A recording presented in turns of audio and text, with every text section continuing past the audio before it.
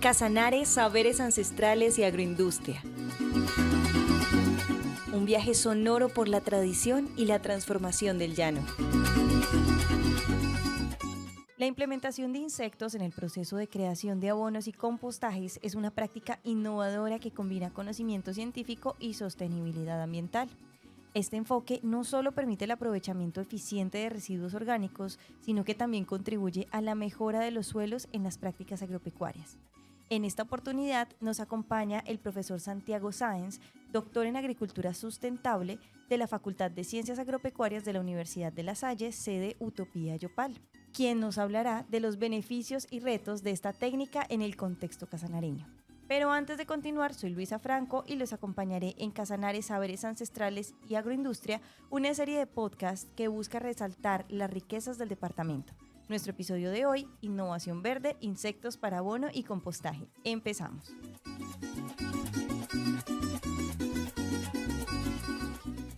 Bueno, profe, entonces ahora sí, para empezar, hagamos un contexto general. ¿Qué es todo esto de abono? ¿Qué es todo esto de compostaje? Hagamos como una explicación muy breve, sencillita, como para que todos podamos entender de qué estamos hablando. En primer lugar, pues, entender que los cultivos generalmente, pues, necesitan un aprovisionamiento de nutrientes para poder alimentarse y poder tener una buena producción. Tradicionalmente han sido los insumos químicos los que se han aplicado al suelo y también a nivel foliar para reemplazar lo que van extrayendo las plantas del suelo.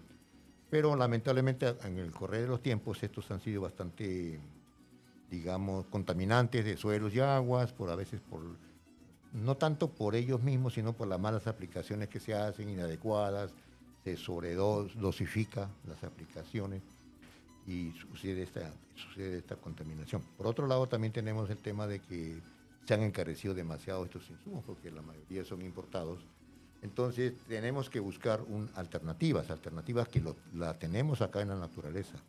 Por otro lado, también está la política nacional agroecológica de Colombia, que va a ayudar a lo que se llama la transición agroecológica, ¿no? O sea, cómo apoyándonos en la ciencia agroecológica podemos utilizar una serie de herramientas que nos ayuden a encontrar en la naturaleza misma soluciones para los problemas de nuestros cultivos. Desde ese punto de vista, los abonos orgánicos no son otra cosa sino el obtener estos nutrientes de todos estos desechos orgánicos que se van gestando en los sistemas productivos, ¿no? Una serie de productos que generalmente el agricultor, ¿qué hace? Barre, limpia, ¿no? La finca, el cultivo, y después de haberlo cosechado, y quema. Y esa quema es nefasta, esa quema es fatal, esa quema daña los cultivos, daña los suelos. Entonces lo que debemos hacer es aprovechar ese material, ¿no? Y también buscar otro material, estiércoles, un montón de materiales orgánicos que pueden fomentar, digamos, un uso apropiado de estos nutrientes de procedencia natural. Además, también basamos en la naturaleza, ¿no? La naturaleza cumple un ciclo. Entonces, lo que vamos a hacer es, cuando la planta ya produce estos desechos o se convierte en desechos mismos, entonces reciclar, recoger esos productos para incorporarlos al suelo y que sigan su ritmo. Naturalmente los productos, los desechos orgánicos se descomponen Ok, entonces, profe, ahí hagamos como un resumen muy, muy, muy chiquito, muy sencillo.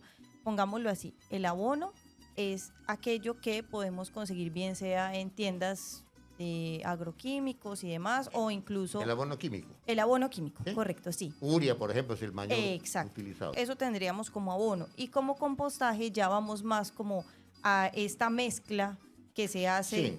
Cuando yo me dedico a hacer compostaje, coger todos los residuos, todo lo que no sirve, todo eso se pica y se amontona. Eso va favoreciendo la actividad microbiana. Los microorganismos comienzan a descomponer todo eso, ¿no?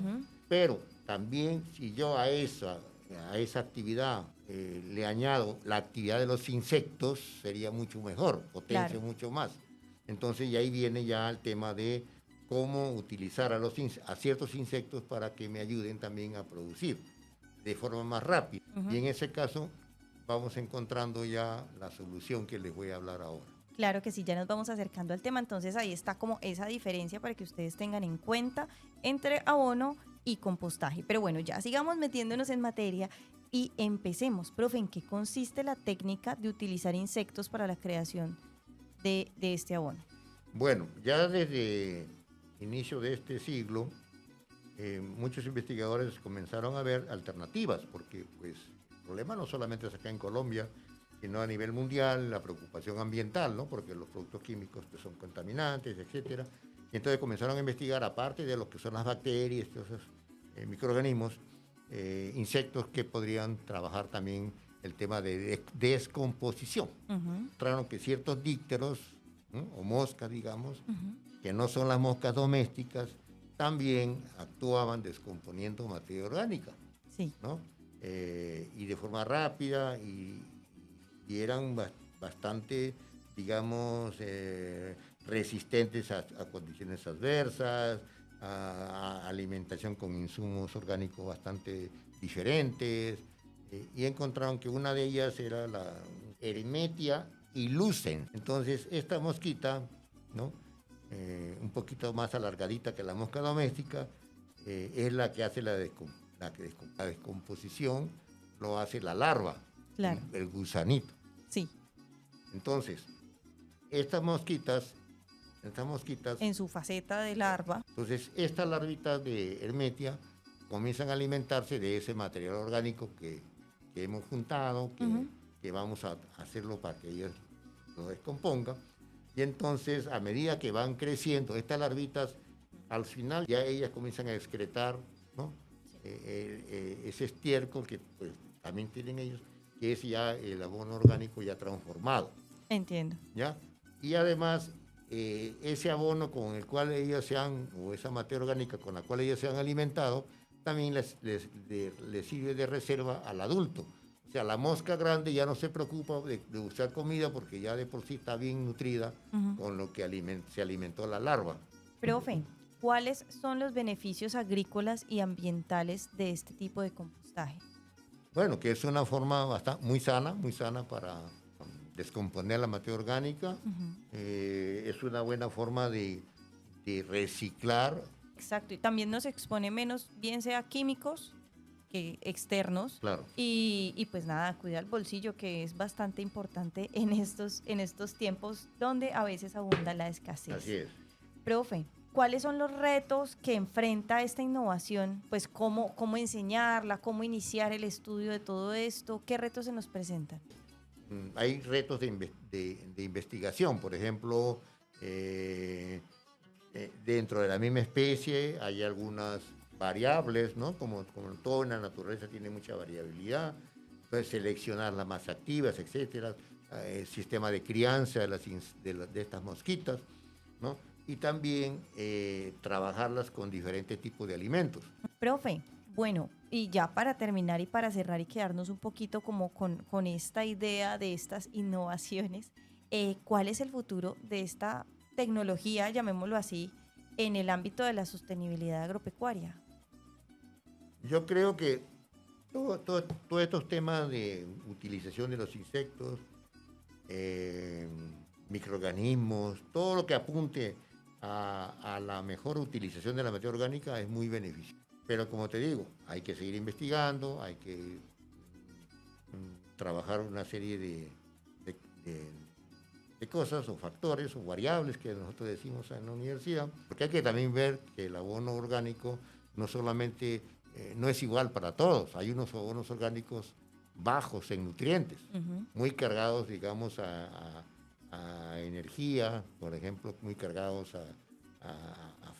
en fibra, entonces, lo mismo que también infraestructura, o sea, cómo vamos a hacer, porque no es poner un montón de estiércol ahí, residuos y hay que trabaje la mosca, no, tenemos que criar la mosca, tenemos que tener unas jaulas especiales, ¿no? Unos acondicionamientos básicos, unas medidas también de asepsia para Una conclusión muy acertada sería, tiene un futuro Sí, claro. brillante, un futuro por venir, Sí. pero como toda innovación, pues es un camino que apenas estamos empezando a recorrer, un camino que finalmente son los científicos los que nos van dando un poquito de luces, Sí. a ver cómo por dónde vamos a pisar de la mejor manera y bueno, siempre se está pensando es en mejorar nuestra calidad de vida, en pensar también en cómo dejamos un poquito de tierra para los que vienen detrás, porque como lo comentamos en un podcast también de esta serie, hay que pensar en qué vamos a dejarle a nuestros hijos, a nuestros nietos y a las generaciones que están por venir. No podemos acabarnos la tierra nosotros solos, entonces es también un ejercicio de solidaridad para nosotros y para el planeta. Profe Santiago, muchísimas gracias por aceptar esta invitación, por enseñarnos muchísimo más sobre este camino a la innovación y a la sostenibilidad. No, con todo gusto. Y una última recomendación. Cuando hablemos de fincas, de cultivos, no hablemos de esto, no hablemos de las plantas, hablemos de agroecosistemas. Y vamos a entender que es un mundo totalmente diferente. Todo está conectado Así, para darnos un gran resultado. así es, porque es una máquina, todo eso es una máquina. De acuerdo. Esa máquina se llama agroecosistema. Profe, entonces agradecerles a todos ustedes por acompañarnos en este nuevo episodio. Recuerden que la ciencia la hacemos todos y la idea es siempre aprender un poquito algo nuevo. Terminamos otro episodio de Casanare, Saberes Ancestrales y Agroindustria. Nos escuchamos pronto. Casanare, Saberes Ancestrales y Agroindustria. Un viaje sonoro por la tradición y la transformación del llano.